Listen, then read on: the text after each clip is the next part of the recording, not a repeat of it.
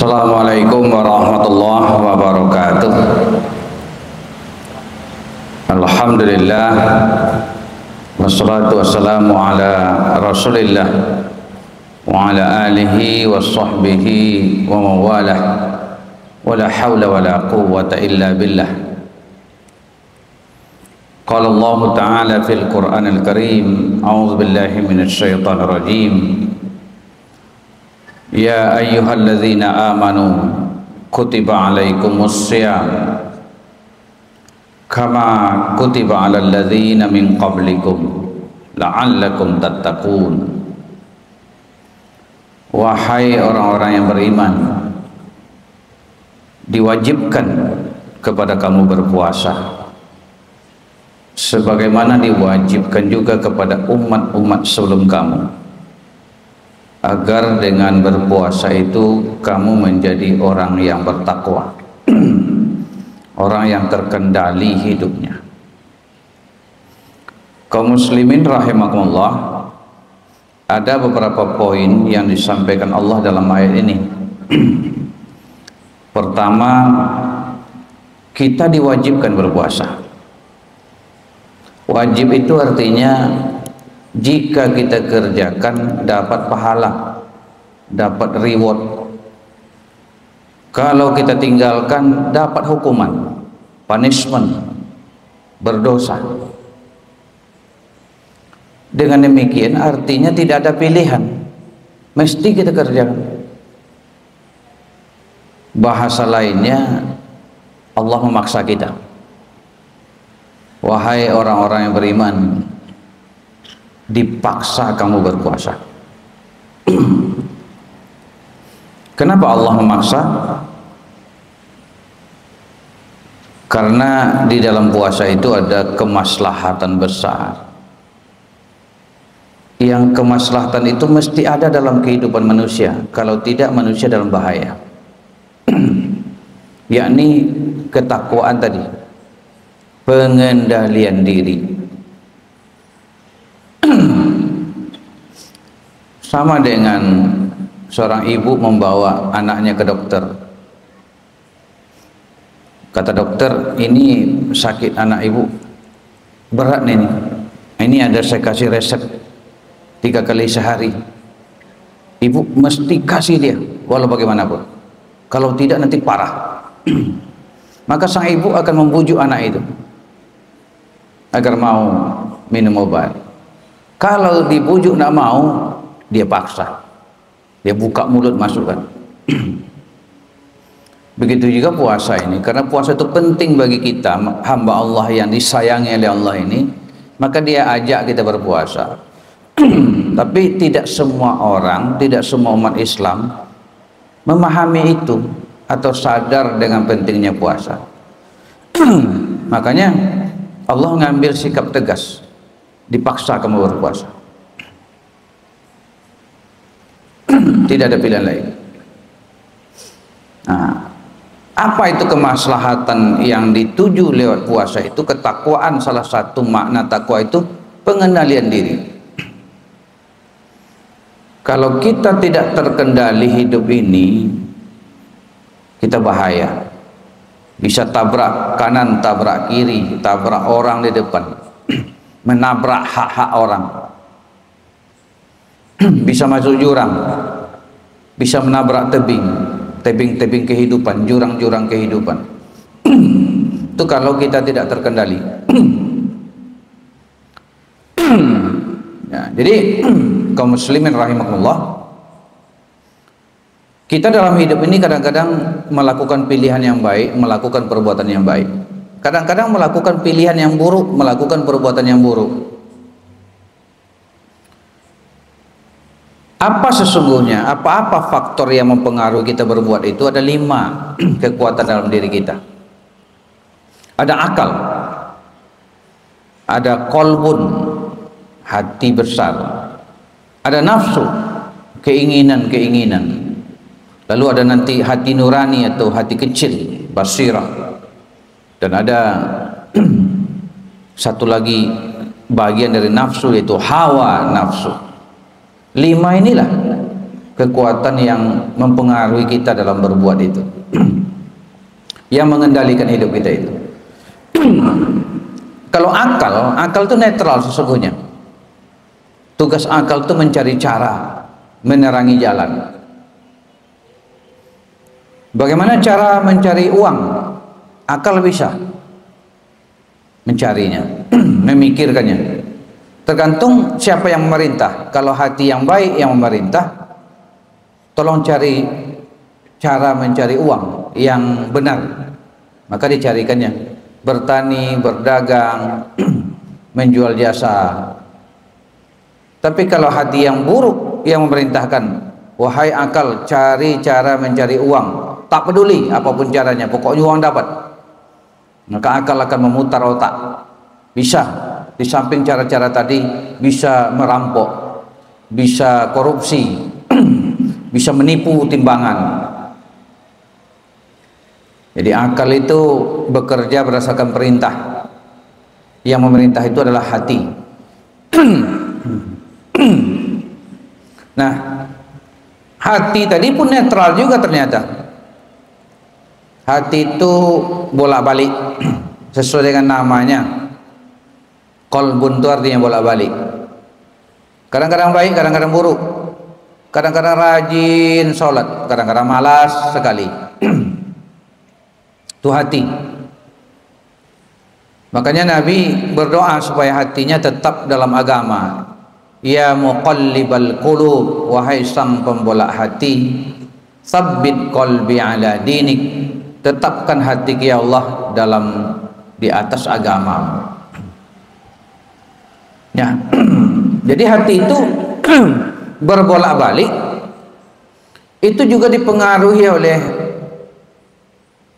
hal-hal lain di sekelilingnya. Makanya hati itu bisa baik, bisa buruk, netral. Lalu yang ketiga, nafsu. Nafsu itu juga netral, baik sesungguhnya. Nafsu itu daftar keinginan. Kenapa ingin? Karena ada kebutuhan. Saya butuh energi untuk hidup. Maka nafsu mengatakan saya ingin makan, saya ingin minum. Kalau nafsu makan minumnya tidak ada, manusia mati. Saya ingin punya keturunan, hidup tenang dengan pasangan, maka nafsu ingin lawan jenis, ingin menikah. Netral saja. Kalau manusia tidak suka dengan lawan jenisnya, tidak mau menikah, manusia punah.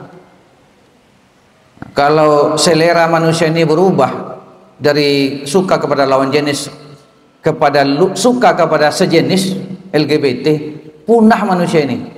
Dalam 150 tahun manusia ini punah. Nggak ada lagi anak. Yang gitu. Jadi nafsu itu baik. Nah, netral saja. Tergantung hati yang memerintah lagi. Nah, sesungguhnya apa kekuatan yang bersih tegang antara baik dan buruk itu? Di kolbun tadi, hati tadi, ada hati kecil namanya basirah, hati nurani. Inilah yang selalu mendorong orang berbuat baik. Siapapun dia, kalau punya hati nurani, ada suara kebaikan. Bahkan tidak mesti orang itu Islam, ada suara hati nuraninya. Misalnya di Gaza itu umat Islam atau orang Palestina dibantai. Yang protes bukan hanya orang Islam, orang-orang Amerika Selatan, Kolombia, Brazil itu protes juga.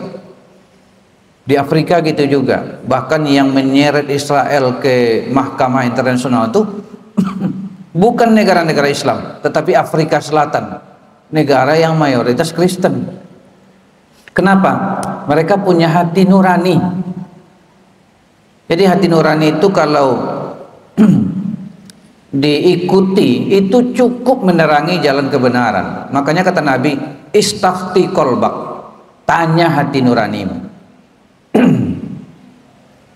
Pencuri itu ketika mau mencuri pasti hati nuraninya menjerit dan dia sebetulnya ada suara kebenaran, tapi dia lawan dia laksanakan juga maksiat itu. Nah, supaya hati nurani ini berkuasa, suara kebenaran berkuasa dalam diri kita, dengarkan dia dan perkuat dia. Bagaimana memperkuat hati nurani? Nah, itulah perlunya banyak beribadah, banyak berzikir, banyak baca Quran, banyak mendengar tausiah, sering berada di tempat-tempat kebaikan. Nah, itulah yang dianjurkan bulan Ramadan itu. Bulan Ramadan itu memperkuat hati nurani. Ibadah-ibadah yang dianjurkan, yang diwajibkan, sedekah dan sebagainya, itu memperkokoh hati nurani agar dia menjadi komandan dalam hidup kita. Nah, itu kekuatan kebaikan hati nurani. Satu lagi yaitu nafsu, tadi ada hawanya. Hawa inilah suara keburukan itu. Dalam Al-Quran dikatakan innan nafsa la'ammaratum bisu'. Sesungguhnya hawa nafsu itu mendorong kepada keburukan. Dalam hadis Nabi dikatakan orang yang lemah itu adalah wal ajiz, orang yang lemah adalah man ittaba'a nafsahu hawaha wa tamanna 'ala Allah. Orang yang lemah itu yang tidak terkendali adalah orang yang memperturutkan nafsunya, yakni hawa nafsunya. Jadi Bapak Ibu, hawa nafsu itu akan kuat, akan bergejolak, akan menguasai diri kita kalau dia diperturutkan. Diperturutkan. Apa itu diperturutkan? Mengkonsumsi melebihi kebutuhan dan aturan. Makanya obat supaya hawa nafsu itu tidak bergejolak, tidak liar, sedikitkan konsumsi. Itulah puasa itu. Nabi mengatakan kepada pemuda-pemudi, ya ma'syaras sabab, wahai pemuda-pemudi, man istata'a minkumul ba'ah, siapa di antara kamu yang sudah mampu menikah, ingin dan mampu, falyatazawwad, segeralah menikah. Fa innahu aghaddu lil basar wa ahsanu lil farj. Nikah itu menundukkan pandangan, tidak jelalatan lagi, dan menyucikan kemaluan. Faman lam yastati', siapa yang belum mampu menikah, belum cukup biaya umpamanya, fa'alaihi bisawm, hendaklah dia berpuasa, kata Nabi. Fa innahu lahu wijaun, sesungguhnya puasa itu dapat jadi benteng menahan gejolak nafsu. Menyedikitkan konsumsi itu bisa meredam gejolak nafsunya itu. Nah, itulah gunanya puasa itu.